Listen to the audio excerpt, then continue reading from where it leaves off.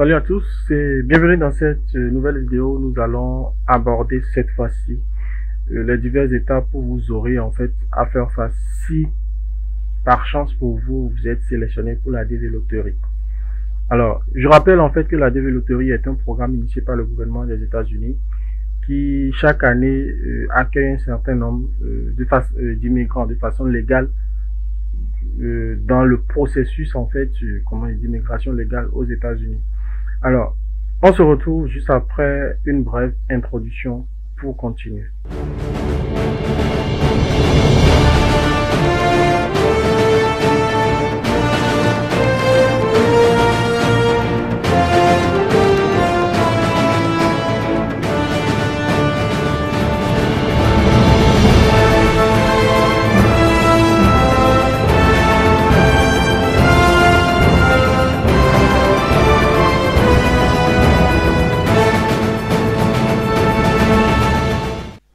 Alors, à nouveau, salut. Si c'est votre première fois sur cette chaîne, nous parlons d'un certain nombre de choses. Si ça vous intéresse, n'oubliez pas de vous abonner, d'activer la cloche de notification et si possible de nous laisser un petit pouce bleu.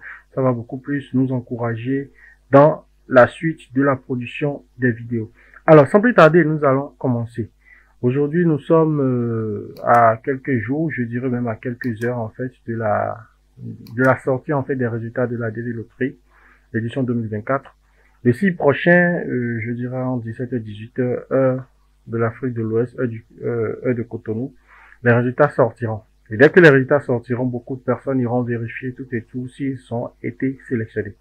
Si vous avez été sélectionné, déjà il faudrait savoir qu'il n'y a pas en fait de panique à avoir si vous êtes sélectionné. C'est déjà une très bonne nouvelle. C'est une très bonne nouvelle en ce sens où c'est maintenant que, vous venez en fait de saisir une opportunité. Et aussi gardez la tête froide parce que c'est là que le processus véritablement commence. Vous êtes présélectionné, c'est pas automatiquement que vous aurez le visa. Gardez cela en tête. Donc du coup, soyez véritablement professionnel dans toutes les actions que vous allez mener. Alors, sans plus tarder, nous allons rentrer dans le vif du sujet.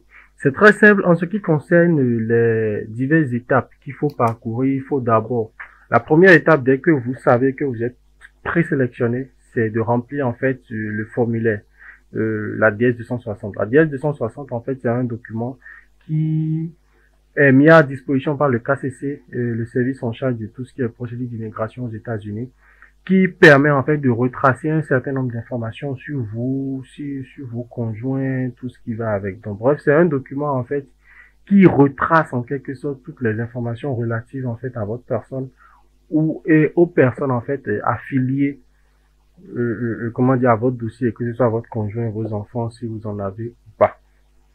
Alors, quand et comment remplir? Bon, déjà, pour comment remplir, on va pas rentrer dans ce détail parce que ce serait quand même, la vidéo risque de faire des heures. Alors, quand remplir? Dès que vous recevez, nous recommandons aux gens de remplir le plus tôt possible, de préférence même avant la fin du mois de mai.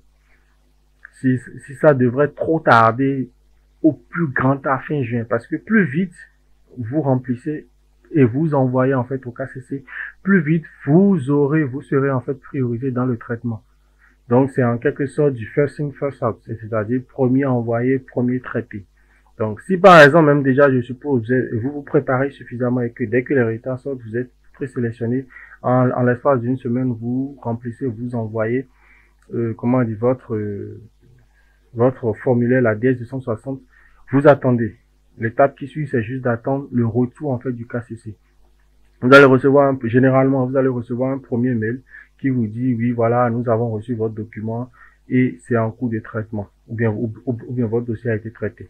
Par la suite, vous allez recevoir un second mail dans lequel on vous informe maintenant que, vous aurez vous êtes invité à un entretien tel jour, telle heure à l'ambassade, en fonction de là où vous êtes, l'ambassade de votre pays. Une fois cela passé, là, vous saurez déjà que, tel jour, telle heure, vous devez pouvoir aller. Une fois cela connu, vous devrez, entre 3 semaines et 1 mois, au plus 1 mois et demi, avant la date de cet entretien, vous devez en fait faire ce qu'on appelle un bilan médical. Et rassurez-vous, le bilan médical ne se fait pas un peu partout, non. il faudrait se rendre sur le site de l'ambassade en fonction de votre pays. Par exemple, là, on est au Bénin. Je tape, je vais sur Google, je tape ambassade du Bénin. Sur toutes les ambassades, non, ambassade, c'est plutôt ambassade. Un instant, je vais ouvrir. Ambassade des USA. Ouais. Le Bénin, voilà. Donc, en fonction du pays dans lequel vous vous retrouvez, il suffira juste en fait d'aller sur le site de l'ambassade des États-Unis près du pays en question et par la suite de chercher en fait les cliniques qui sont accréditées et reconnues par l'ambassade. Quand vous faites une petite recherche, là je suis par exemple sur le site de l'ambassade, on va pas faire cette recherche pour éviter que la vidéo ne soit trop longue. Mais déjà en fait sur le site, vous devez déjà trouver, si vous faites une petite recherche, vous devez pouvoir trouver la liste des cliniques en fait qui sont accréditées par l'ambassade. Et une fois ces cliniques connues, vous allez faire un choix d'une clinique, allez vous rendre entre 3 semaines et 1 mois avant la date de l'entretien, vous allez vous rendre dans cette clinique-là et faire un examen médical. L'examen médical varie généralement d'une clinique à une autre, mais les coûts sont souvent approximatifs. Et là, il y a deux options.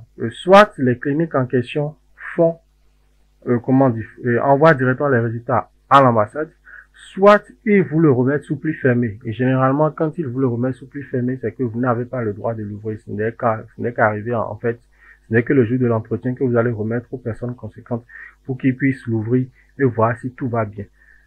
Vous voyez un peu. Donc déjà, jusque là, je récapitule. Formulaire DS 260 rempli le plus tôt possible. Ensuite, l'envoyer au KCC, attendre le retour. Dès que le retour est obtenu et que la confirmation et que l'entretien est programmé, il faut par la suite, 2 ou 3 semaines ou 1 mois avant la date de l'entretien, aller faire le bilan médical. Une fois le bilan médical, le jour de l'entretien, vous vous rendez à l'ambassade, soit avec le résultat, ils vous diront s'ils vont vous remettre ça sous pli fermé ou bien si c'est qu'ils vont directement envoyer ça au niveau de l'ambassade des États-Unis. Une fois cela fait, le jour de l'entretien, vous allez, le jour de l'entretien avec tous les documents nécessaires, qui dit documents nécessaires dit, le passeport. Le jour où vous faites cet entretien, par exemple, vous devez vous assurer en fait que votre passeport ait une durée de validité de minimum 6 mois. Minimum 6 mois. Donc, vous faites le passeport, vous allez avec le passeport, vous allez avec les documents nécessaires. Il y a par exemple le casier judiciaire, les frais date de naissance, si possible les diplômes, le certificat de mariage si vous êtes marié, bref, un certain nombre de documents. Et arrivé là-bas, ils vont vérifier que ainsi que la lettre en fait d'invitation, la lettre en fait d'invitation à l'entretien. Parce que c'est ça en fait à l'entrée, que vous allez présenter, qui va vous permettre en fait de rentrer dans l'ambassade et qui va vous permettre maintenant dessus d'être guidé ainsi étape par étape pour que vous puissiez aller directement faire l'officier en charge en fait de vous poser en fait toutes les questions nécessaires. Bon, avant ça, vous allez passer par un agent qui se chargera de vérifier si toutes les étapes, c'est-à-dire si vous avez déjà tous les documents.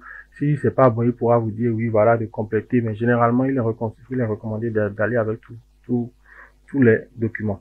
Donc, dès que les documents sont bons, ils pourront vous dire oui, asseyez-vous bien, attendez à tel endroit, ainsi de suite, en attendant l'entretien. Alors, avant cela aussi, ils vont peut-être, en fonction du pays, ils vont vous demander, les frais, d'entretien qui se payent, soit en monnaie locale, soit en dollars. C'est vous qui voyez.